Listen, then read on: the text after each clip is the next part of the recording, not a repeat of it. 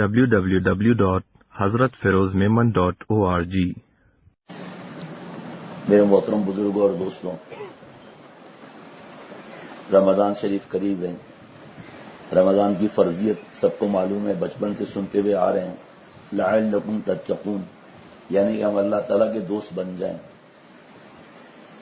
تقوی اللہ تعالیٰ کی دوستی کا نام ہے، اور تقوی کہتے ہیں کف النفس عن الہوا، گناہ کے خیالات آئیں اور اس پہ عمل نہ ہو، یہ اس کو تقوی کہتے ہیں۔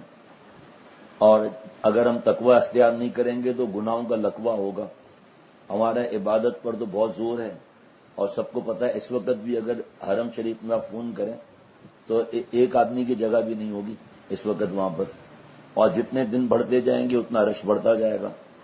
لیکن ہم لوگ گناہوں سے کتنا بچتے ہیں، اور یہ گناہ چھوڑنے کا اور تقوی اختیار کرنے کی فرضیت صرف رمضان کے لیے نہیں، رمضان کے لیے تو خاص ہے کہ ہم لوگ سدھر نہیں سکے،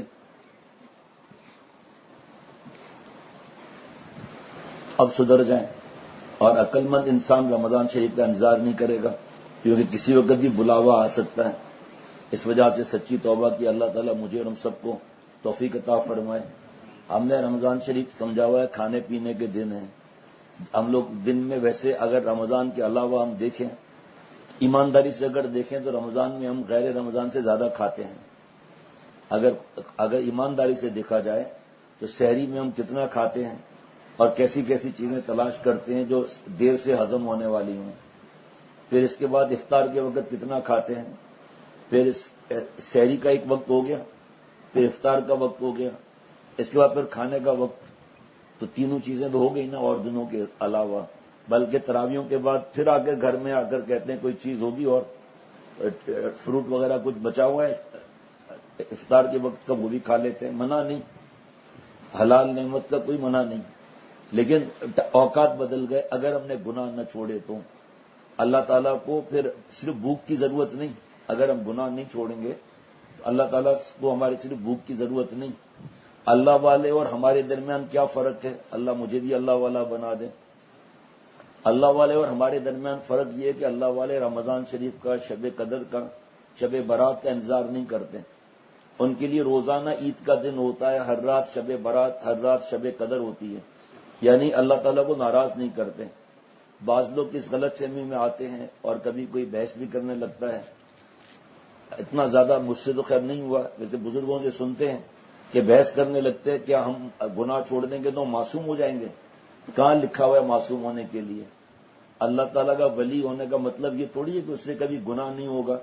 اگر خدا ایک تو جان لڑا کر گناہ نہیں کرے گا، اگر ہو گیا تو سچی توبہ جلدی کر لے گا، بے چین ہو جائے گا۔ بعض لوگ جب تک گناہ نہ کریں جب تک چین نہیں آتا، اللہ کے خاص بندے جب تک توبہ نہ کریں چین نہیں آتا۔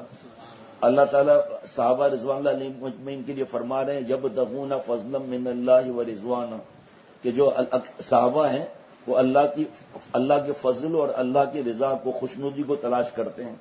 ہم ایمانداری سے دیکھیں ہم کیا تلاش کرتے ہیں، ہم فلمیں تلاش کرتے ہیں، گانے تلاش کرتے ہیں، غیر شرعی تقریبات میں ہم جاتے ہیں، اور ویسے بھی حلال کھانا چاہیے۔ حرام کا ایک لقمہ 40 دن کی عبادت اخلاص والی اس کو ختم کر دیتا ہے۔ لیکن رمضان میں تو فرما دے خاص احتیاط کرو، اس نقل پر ہو سکتا ہے اللہ تعالیٰ آگے فضل فرما دے۔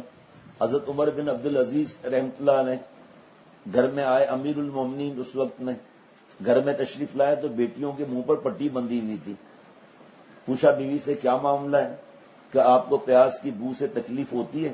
آج کچھ کھانے کو نہیں تھا تو بچیوں نے پیاز کھایا ہے اس لیے منہ پر پٹی باندھی ہوئی ہے تاکہ آپ کو بدبو نہ آئے۔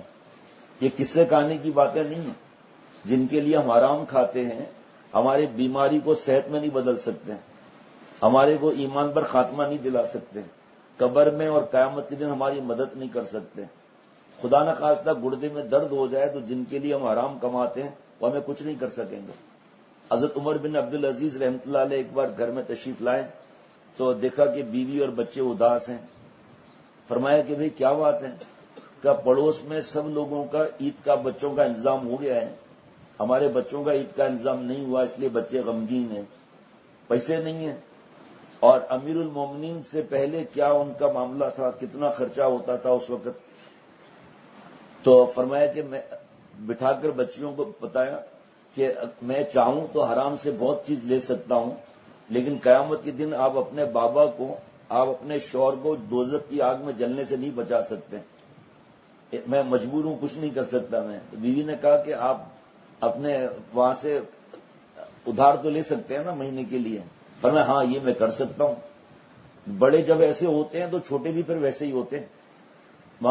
گئے خزانے کے امیر کے پاس کہ مجھے آپ ادھار دے دیں، میری تنخواہ میں سے کچھ ادھار دے دیں، تو انہوں نے کہا، خزانہ کے امیر جو تھے انہوں نے کہا میں آپ کو ادھار دینے کے لیے تیار ہوں، لیکن آج بھی کہہ کے دکھائے ذرا، کہ میں ادھار دینے کے لیے آپ کو تیار ہوں، لیکن آپ کے پاس اس کی کوئی گارنٹی ہے کہ آپ ادھار دینے کے لیے زندہ رہیں گے؟